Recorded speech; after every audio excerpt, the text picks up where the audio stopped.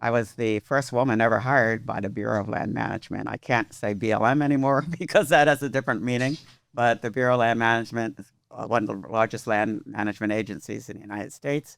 And I used to joke that it was 5,000 cowboys and me.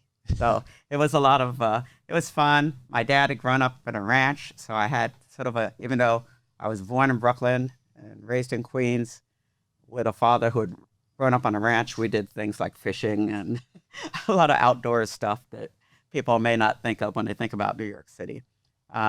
And we had a huge garden and everything. He wanted it to look as much like Texas. Oh, That's wow. where he grew up. So it was very different upbringing. Bureau of Land Management fit that perfectly. My undergraduate degree was in wildlife biology because they weren't letting women be vets then. So I had to pick another profession. And wildlife biology was great. And believe it or not, my first job was in Las Vegas, Nevada. Um, and I had 10 million acres to play with as a wildlife biologist out there.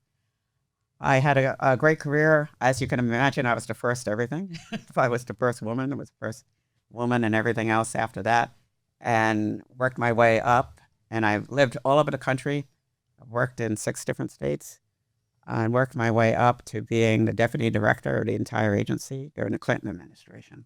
And so I had 10,000 employees, 200 offices, and a $1 billion budget. And Wow. that was pretty exciting. But Washington, it's a lot of talk and not that much action. So I'm an action-oriented person. I like projects, I like beginning, and I like endings. So I transferred, spent the last 7 years of my career here in Arizona. I was in charge of Arizona and part of Utah. So I had 14 million acres, so it was like a vacation compared to what I usually did. And I love Arizona. I love the climate. I love the scenery. It was just a great place to be. I've been accused of knowing everybody, and that's not true. But what I do say is 30 years ago when I moved here, there weren't that many people here. So yes, I couldn't know everybody then, and I've seen it grow a lot. I've done a lot of things here. I was lucky enough to retire early, but I did things like start the Black Chamber of Commerce here. I worked on getting the State Farm Stadium built and approved. Several of the Major League Baseball stadiums I worked on. Phoenix Convention Center remodel, Symphony remodel. I just like to really get in and help the community any way I can.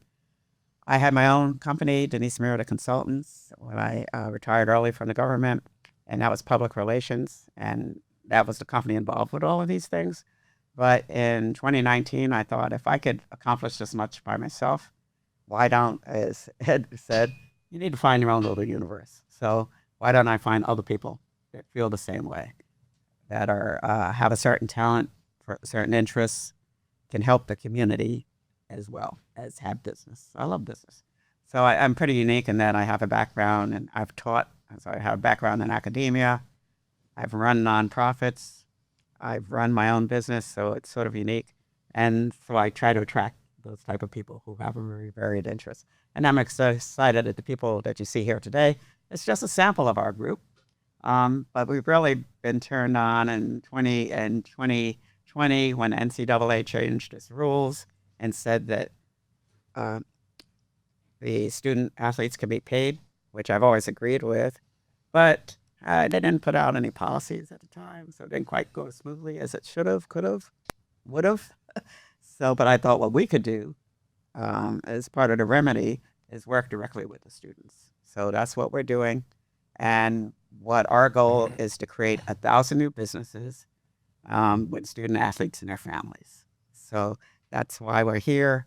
I really appreciate being invited to speak here by Black, and want to hear from the other 2 folks that are here with us. Again, this is just part of the community, part of our family. But Nangang, I've met, he's been with us about over a year. Yeah, a little bit over a year. So I introduce him first. Hi, I'm Ning Yong Chen. I met Denise through a networking event, a network basically.